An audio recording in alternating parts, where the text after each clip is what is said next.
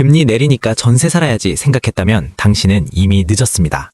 2026년 봄 세입자들을 덮칠 역대급 전세지옥 시나리오. 현명한 구독자 여러분 안녕하십니까? 투자의 이면을 파헤치는 경제의 본질입니다.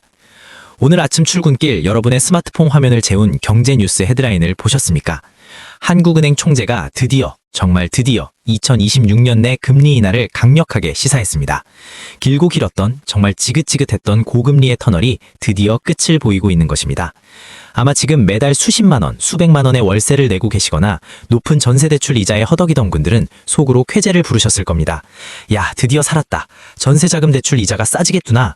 이제 월급 받아서 이자 내고도 생활비가 좀 남겠네. 이참에 좁은 집 정리하고 더 넓고 깨끗한 아파트로 전세 갈아타기를 시도해봐야겠다. 누구나 이렇게 생각하는 것이 당연합니다. 상식적이니까요. 하지만 데이터 분석가로서 저는 오늘 여러분의 그 부풀어 오른 희망찬 기대에 아주 차갑고 냉정한 얼음물을 끼얹는 소리를 해야겠습니다. 여러분, 죄송하지만 지금은 금리가 내린다고 샴페인을 터뜨릴 때가 아닙니다. 오히려 우리 인생에서 가장 위험한 적색 경보를 울려야 할 때입니다. 여러분은 지금 아주 큰 착각을 하고 계십니다. 2026년의 금리 인하는 세입자에게 축복이 아닙니다. 오히려 지난 10년 내 최악의 전세 대란을 불러올 기폭제가 될 수 있습니다. 금리가 내려가서 이자 부담이 줄어드는데 도대체 왜 집주인에게 쫓겨날 걱정을 해야 할까요? 왜 내가 평소에 눈여겨보던 그 아파트의 전세값은 내일부터 천정부지로 치솟게 될까요? 오늘 이 영상을 끝까지 보지 않고 아무런 준비 없이 다가올 봄 이사철을 맞이하신다면 여러분은 수천만 원, 아니 수억 원의 보증금을 올려주지 못해 길거리로 나앉거나 지금보다 훨씬 열악한 반지하방으로 쫓겨나듯 이사해야 할지도 모릅니다. 오늘 그 충격적인 이유와 생존법을 하나하나 아주 상세하게 파헤쳐드리겠습니다. 이 기이한 현상을 이해하려면 먼저 우리가 서 있는 2026년의 거시경제 환경을 아주 냉정하게 직시해야 합니다. 지난 2024년과 2025년을 돌이켜봅시다.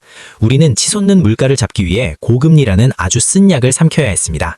대출 이자가 무서워 많은 분들이 내 집 마련의 꿈을 포기했고 전세보다는 안전한 월세 시장에 머무르는 것을 선택했습니다.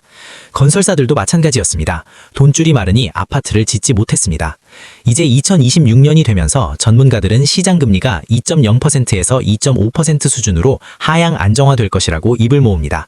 우리가 배운 경제학 교과서대로라면 금리가 내리면 주거비용이 줄어들고 세입자의 삶은 윤택해져야 정상입니다. 하지만 안타깝게도 대한민국 부동산 시장은 교과서 이론대로 착하게 움직이지 않습니다. 부동산 시장을 지배하는 더 강력하고 무자비한 법칙, 바로 수요와 공급의 법칙이 존재하기 때문입니다. 지금 서울과 수도권의 수급 데이터를 살펴보면 이미 빨간불이 켜진 지 오래입니다. 금리 이야기를 하기 전에 여러분이 반드시 알아야 할 더 무섭고 잔인한 숫자가 있습니다. 바로 신규 입주 물량입니다. 국토교통부가 발표한 최신 통계에 따르면 2026년 서울 아파트 입주 물량은 최근 10년 평균 대비 역대 최저 수준으로 곤두박질칩니다. 그래프가 바닥을 뚫고 내려갈 지경입니다. 도대체 왜 이런 일이 벌어졌을까요? 여러분 기억하십니까? 2023년과 2024년 대한민국을 강타했던 부동산 프로젝트 파이낸싱, 즉 PF 위기를 말입니다. 그리고 러시아 전쟁 등으로 인해 시멘트, 철근값이 폭등했던 원자재 파동을 기억하십니까? 그때 전국의 수많은 건설 현장이 멈춰섰습니다. 건설사들이 부도가 났고 새로 짓기로 했던 아파트 계획들이 줄줄이 취소되었습니다. 타워 크레인이 멈추고 공사가 중단되었던 그 시간의 대가를 시차가 발생하여 바로 지금 2026년에 우리가 치르고 있는 것입니다. 부동산 시장에서 신규 입주 물량은 가뭄의 단비와 같습니다. 새 아파트가 입주를 시작해야 대규모 전세 물량이 쏟아져 나오고 그래야 주변 전세값이 안정됩니다. 그런데 2026년에는 이 입주 물량이 없습니다. 씨가 말랐습니다. 즉 시장에 풀릴 새로운 전세 매물이 아예 없다는 뜻입니다. 우리는 지금 거대한 공급 절벽 앞에 서 있습니다. 집은 없는데 서울에 살고 싶은 사람, 결혼해서 신혼집을 구하려는 사람은 줄지 않았습니다. 공급 부족 하나만으로도 전세값은 오를 수밖에 없는 구조입니다. 그런데 여기에 금리 인하라는 불씨가 떨어지면 어떻게 될까요? 불난 집에 기름을 붓는 격입니다. 바로 제가 경고하는 전세의 역설이라는 거대한 폭발이 일어납니다. 왜 역설이라고 부를까요? 집주인과 세입자의 생각이 정반대로 충돌하며 시장을 완전히 왜곡시키기 때문입니다. 제가 두 사람의 머릿속으로 들어가서 계산기를 두드려 보겠습니다. 먼저 집주인의 머릿속입니다. 여러분이 서울에 5억 원짜리 전세를 놓은 집주인이라고 상상해 보십시오. 작년처럼 고금리 시대에는 전세보증금 5억을 받아서 은행 예금에만 넣어둬도 연 4%, 5%, 즉 2,500만 원의 이자가 꼬박꼬박 나왔습니다. 굳이 골치 아프게 월세를 받을 이유가 없었죠. 전세 놓는 게 이득이었습니다. 하지만 올해처럼 금리가 2%대로 뚝 떨어지면 상황이 완전히 달라집니다. 은행 이자 수입이 반토막 납니다. 집주인은 계산기를 두드립니다. 이 돈 받아서 은행에 넣어봤자 물가 상승률도 못 따라가네. 세금 내고 나면 남는 게 없네. 그런데 요즘 월세 가격은 계속 오른다던데. 차라리 보증금을 낮추고 나머지를 월세로 받아서 생활비나 하자. 이런 생각이 드는 순간 집주인들은 행동에 나섭니다. 전세 만기가 된 세입자에게 전화를 겁니다. 김 선생님, 이번에 재계약은 어려울 것 같습니다. 제가 들어가서 살려고요. 혹은 전세금을 2억 올려주든지 아니면 반전세로 돌립시다. 결과적으로 시장에서 우리가 찾던 그 저렴한 전세 매물은 집주인들에 의해 빠르게 회수되고 순식간에 증발해버립니다. 순고비 사라지는 것입니다. 반대로 세입자, 바로 여러분의 머릿속입니다.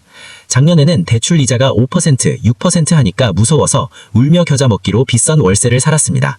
매달 나가는 100만 원, 150만 원의 월세가 너무 아까웠지만 어쩔 수 없었죠. 그런데 올해 은행에서 저금리 전세대출 프로그램을 대대적으로 홍보합니다. 금리가 2%대라고 합니다. 여러분은 계산합니다. 세상에 3억을 빌려도 한 달 이자가 50만 원밖에 안 하잖아. 지금 월세가 100만 원인데 전세로 갈아타면 한 달에 50만 원을 아끼는 거야. 바보가 아닌 이상 매달 생돈 나가는 월세 살 이유가 없지. 당장 전세 구하러 가자. 문제는 여러분만 이렇게 똑똑한 게 아니라는 겁니다. 월세 살던 수만 명, 수십만 명의 사람들이 동시에 똑같은 계산을 끝내고 부동산으로 달려갑니다. 전세에 대한 수요가 폭발하는 것입니다. 중간 정리를 해보겠습니다. 집주인은 수익률이 떨어지니 전세를 없애려고 합니다. 반대로 세입자는 이자가 싸지니 전세를 미친 듯이 찾습니다. 이 엄청난 수급의 불일치가 낳을 결과는 단 하나입니다. 전세 가격의 비이성적인 폭등, 그리고 전세 난민의 발생입니다. 이 현상이 실제 부동산 중개업소 현장에서는 어떻게 나타날까요? 여러분이 겪게 될 미래를 미리 보여드리겠습니다. 그야말로 피말리는 매물쟁탈전이 벌어질 것입니다. 다가올 2월과 3월, 본격적인 봄 이사철이 되면 마포나 강남, 분당, 목동 같은 인기 주거 지역을 상상해 보십시오. 네이버 부동산에 30평대 전세 6억 원이라는 귀한 매물이 딱 하나 올라옵니다. 불과 1시간 만에 해당 부동산 전화기에 불이 납니다. 사장님, 그 집 아직 있나요? 제가 지금 갈게요. 오후가 되면 그 집 앞에는 집을 보겠다는 대기자가 5팀, 6팀씩 줄을 섭니다. 마치 명품 매장 오픈런을 방불케 할 겁니다. 이때 아직 상황 파악이 안 된, 뉴스를 안 보고 온 순진한 세입자는 중개사에게 습관처럼 이렇게 묻습니다. 사장님, 집이 좀 낡았던데 도배랑 장판은 집주인이 새로 해주나요? 그리고 지금 경기도 안 좋은데 1,000만 원만 깎아주시면 안 될까요? 그 말을 하는 순간 중개사님의 표정은 싸늘해집니다. 그리고 뒤에 서 있던 다른 사람이 치고 들어옵니다. 사장님, 저는 안 깎아도 됩니다. 도배도 제가 제 돈으로 알아서 할게요. 오히려 2,000만 원 더 드릴 테니 6억 2천에 저는 지금 당장 가계액금 넣으시죠. 또 다른 사람은 외칩니다. 저는 대출 심사 기다릴 필요도 없습니다. 통장에 현금 있습니다. 보증금 전액 바로 쏠 수 있습니다. 여러분은 그 자리에서 멍하니 서서 기회를 뺏기게 됩니다. 집주인은 당연히 돈을 더 주고 조건이 확실한 사람을 선택합니다. 이 전쟁터에서 세입자는 철저한 을입니다. 시장의 간을 보거나 가격이 떨어지길 기다리는 사람에게 돌아갈 집은 2026년에는 없습니다. 이게 과장 같습니까? 그저 공포 마케팅 같습니까? 우리는 이미 2020년 저금리 시절 이것과 똑같은 비극을 겪었습니다. 역사는 반복됩니다. 제 지인 중에 박대리라는 분이 계셨습니다. 당시 전세 만기를 앞두고 집주인이 전세금 5천만 원을 올려달라고 했습니다. 박대리는 집 상태에 비해 터무니없는 요구라며 집주인이 너무 탐욕스럽다고 화를 내고 나왔습니다. 이 돈이면 내가 더 좋은 집 구해서 나간다. 내가 호구인 줄 아냐? 라고 큰소리쳤죠. 하지만 현실은 지옥이었습니다. 박대리 부부는 2달 동안 주말마다 서울 전역을 발이 부르트도록 돌아다녔습니다. 하지만 5천만 원은커녕 1억 원을 더 줘도 그만한 집을 구할 수 없었습니다. 매주 호가가 수천만 원씩 뛰었기 때문입니다. 어제 본 집이 오늘 전화하면 3천만 원이 올라있는 시기였습니다. 결국 박대리 부부는 어떻게 됐을까요? 원래 살던 집보다 평수는 훨씬 좁고 회사에서도 1시간이나 더 먼 경기도 외곽의 낡은 빌라를 원래 집주인이 불렀던 가격보다 더 비싼 값을 주고 울며 겨자 먹기로 계약해야 했습니다. 이사하는 날 박대리의 아내는 펑펑 울었다고 합니다. 시장의 거대한 흐름을 읽지 못하고 순간의 감정과 자존심을 세운 대가는 너무나 혹독했습니다.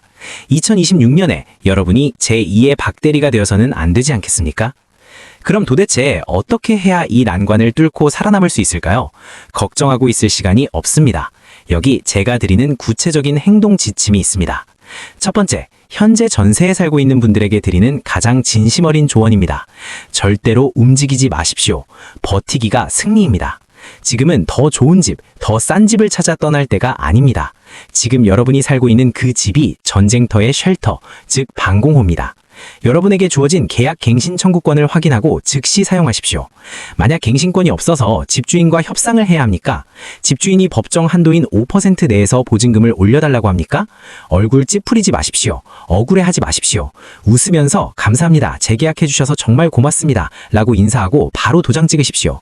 광풍이 몰아치는 바깥 세상에서 단 5% 인상으로 내 보금자리를 2년 더 지킬 수 있다는 건 엄청난 재테크 승리이자 복주입니다. 두 번째, 어쩔 수 없이 새 집을 구해야 하는 분들, 특히 신혼부부들입니다. 사고방식을 완전히 뜯어 고쳐야 합니다. 올 전세만 고집하지 마십시오. 나는 월세 내는 게 죽기보다 싫어. 무조건 전세 대출 받아서 전세로만 갈 거야. 이런 고집을 피우시면 길더리로 나앉습니다. 그런 완벽한 물건은 이미 씨가 말랐거나 경쟁이 너무 치열해 여러분 차례까지 오지 않습니다. 유연해지십시오. 반전세 전략을 쓰셔야 합니다. 부동산에 가서 중개사에게 이렇게 말씀하십시오. 사장님, 제가 가진 보증금은 3억 원이 최대입니다. 대신 부족한 금액은 월세로 조금 더 낼 의향이 있습니다. 보증금은 좀 낮고 월세가 낀 매물을 보여주세요. 예를 들어 5억짜리 귀한 전세를 찾지 말고 3억 보증금에 월세 80만 원 매물을 공략하십시오. 왜냐고요? 앞서 말씀드렸듯 금리가 낮아지면 집주인은 현금보다 월세를 원합니다. 여러분이 먼저 월세를 제안하는 순간 여러분은 집주인에게 가장 매력적인 세입자가 됩니다. 경쟁자들을 물리치고 집주인의 선택을 받을 수 있습니다. 일단 집을 확보하는 것이 먼저입니다. 월세는 나중에 열심히 벌어서 메우면 되지만 집을 못 구하면 가정이 흔들립니다. 구독자 여러분, 부동산 시장에는 자비가 없습니다. 오직 냉혹한 수요와 공급의 법칙만 존재할 뿐입니다. 금리 인하라는 달콤한 뉴스 헤드라인 뒤에 숨겨진 공급 절벽과 전세난이라는 거대한 파도를 보셔야 합니다. 봄 이사철이 코앞으로 다가왔습니다. 미리 자금 계획을 세우고 마음의 준비를 단단히 하십시오. 2026년 부동산 시장의 목표는 대박을 터뜨리는 투자가 아닙니다. 나의 소중한 가족을 비바람으로부터 지킬 안전한 보금자리 확보, 이것이 최우선순위가 되어야 합니다. 오늘의 이 경고가 여러분의 현명한 판단에 도움이 되기를 간절히 바랍니다. 부디 이 폭풍 속에서 살아남으십시오. 감사합니다.